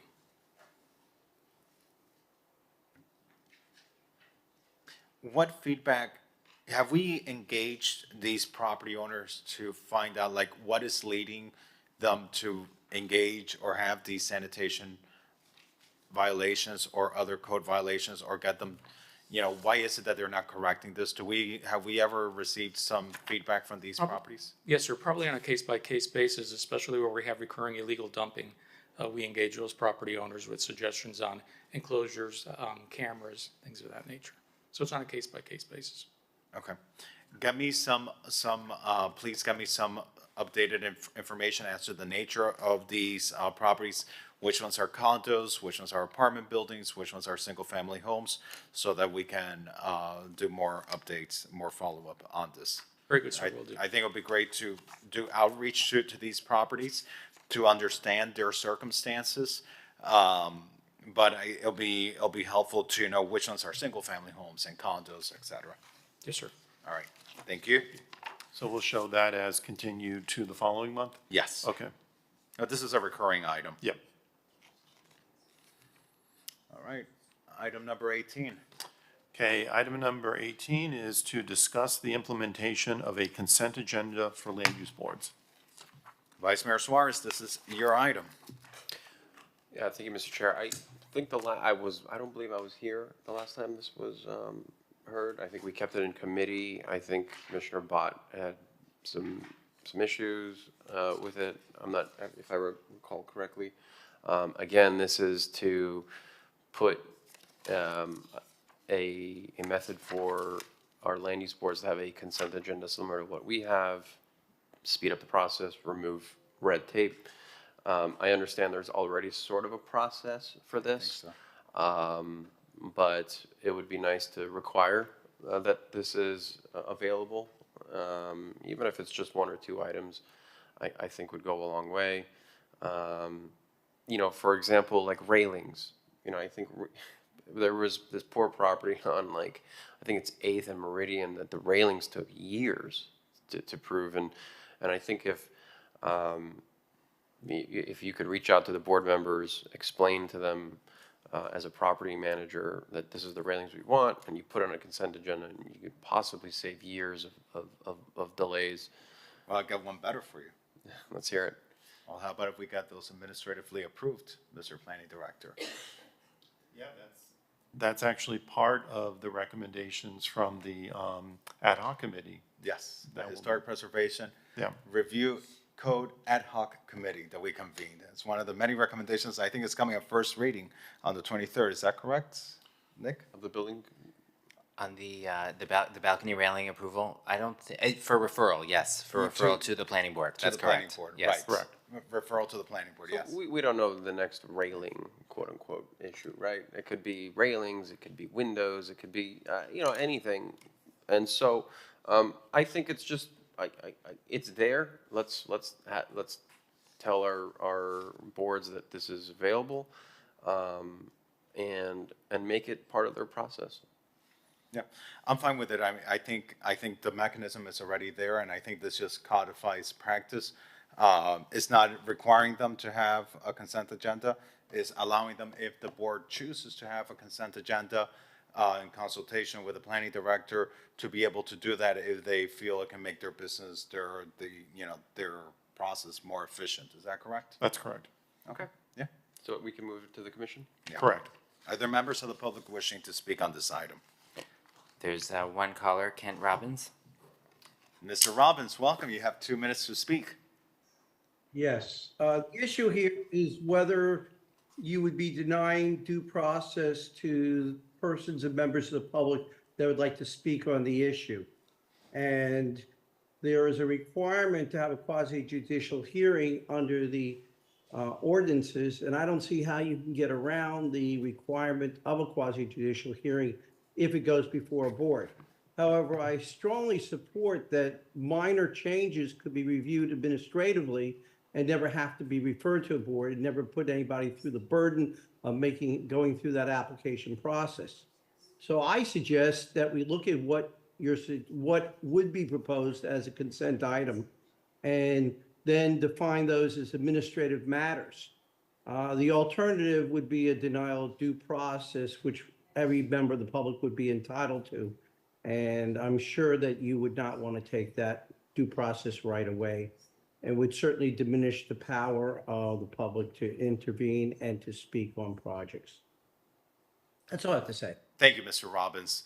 And I think certainly, this is something that's voluntary and it's not mandated. And I feel pretty certain that when matters are of a quasi-judicial nature, where a due process is entitled, that the city attorney wouldn't allow for something like that to be placed on a consent agenda or prohibited or anyone from the opportunity to cross-examine or deny the public to speak on an item, or the committee to vet any relevant criteria that might be subject to their approval process.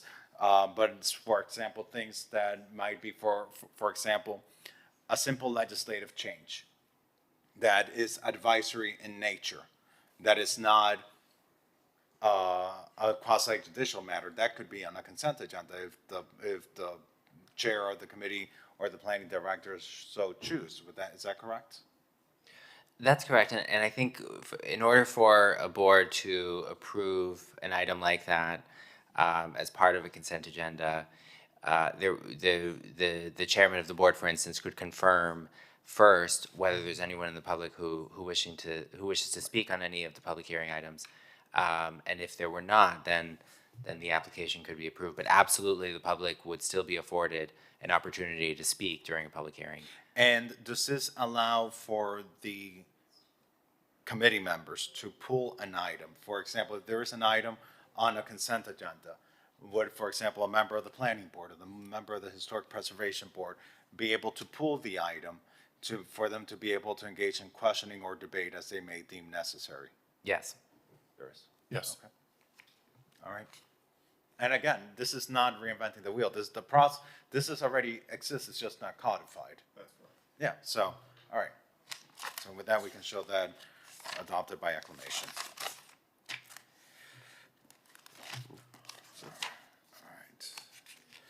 All right. I think we can send number 19 to the next meeting. Continue that to the next meeting. Commissioner Magazine is not here for his item on item number 20. So I'm gonna just, do we know if item number 20 is, if the commissioner would like to be present for this item? He didn't indicate, if you'd like, I could reach out to him. Out of respect, before let's the- continue okay. it to the next meeting. Let's call item number 21 and 22. Okay. Item number 21 is to discuss and identify potential sites for the installation of the Glory of Old Glory, a series of murals by artist Enzo Gallo, which were removed, preserved, and donated to the city prior to the demolition of the Wells Fargo Bank on Alton Road. And item number 22 is pending discussion on the installation of the Glory of Old Glory series murals by artist Enzo Gallo to update and expand the list of potential installation sites.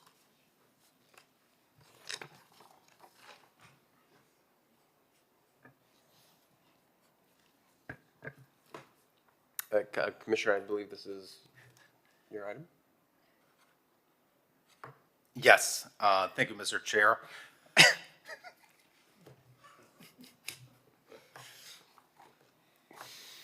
I'm looking forward to it. Yes.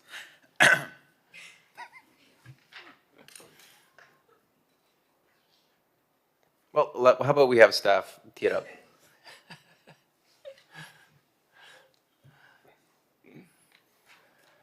Go for it. Mr. Chair, Vice Mayor, Ron Mumot, Director of Facilities and Fleet. We've looked at several locations to place the murals. I think right now the recommendation is at the 72nd Street project, and I think our partners with CIP have some additional information to provide on that. Good afternoon, Mr. Chair, Mr. Vice Mayor. David Gomez, Director of Capital Improvements. We have been in conversations with Facilities and Fleet There is an opportunity to incorporate this piece in 72nd. We're not quite sure exactly where or how, but it's something we can consider and take back to the designers and the construction manager to get their input. Okay, great. The action that you would need from this committee is in essence, a motion back to the city commission, I guess directing the administration to consult with the architect, with the consultant the consultant manager. Yeah, that's Okay. correct. The construction manager. The construction manager and the consultant. Okay, and that will determine then whether it'll be feasible to incorporate it into the design of the building And potentially even a recommendation on location. on the location. Okay. Listen, I don't think we have many opportunities to, I mean, this is a civic building. This is a civic building, it's gonna have a library. It's more than just a garage, it's more than just a pool. There's a lot of other activities that are gonna be going on there. And these are beautiful murals that I was proud to work with MDPL in saving. They portray Abraham Lincoln. They portray the landing on the moon. They portray Betsy Ross. They are beautiful murals, and they deserve to be in a civic environment. And we're so grateful. I'm personally grateful to Citizen M that they endeavored to save these on behalf of the city and gave them to the city. And the city has been keeping them in storage, but they don't deserve to be in storage. They deserve to be in a beautiful setting. And it's not every day that in the city we are building a brand new building of this nature where it would be appropriate, I feel, would be a fitting space for this type of art. Now, there are going to be other opportunities for art in public places in the 72nd Street garage. This wouldn't take away those other opportunities. Is that correct? That is correct. The project has already issued a call to artists for an art in public place piece as part of the project. So this would be in addition to that. Okay. All right, great. So with that, I'll make the motion to direct staff to talk with the construction manager at risk and with the consultant to see where it could be incorporated and to come back to committee with that feedback. Okay. Yeah, I remember the mural. It was beautiful. Beautiful. And it belongs somewhere in the city, so please add me as a co-sponsor. Thank you. Are there members of the public wishing to speak on this item? I see no callers on Zoom. When would you like this to come back to you? I would ask to go to come back in June. And Mr. Chair, do you want these to remain as separate items, or do you want to combine these into one? I think let's combine them Okay. into one, but I think we should keep the item here, probably, so then we can go to the commission with the direction to talk to the architect and to the construction manager, and so that when that feedback comes back, we already have an item here that we can build on. Okay. Is that good? Yes. All right, cool. you. Great. Thanks. And Mr. Director, I think that is it for today. That is it for today, Mr. Chair. Awesome, great. Any other matters for the good of the order? No, with that, we are adjourned. Thank you.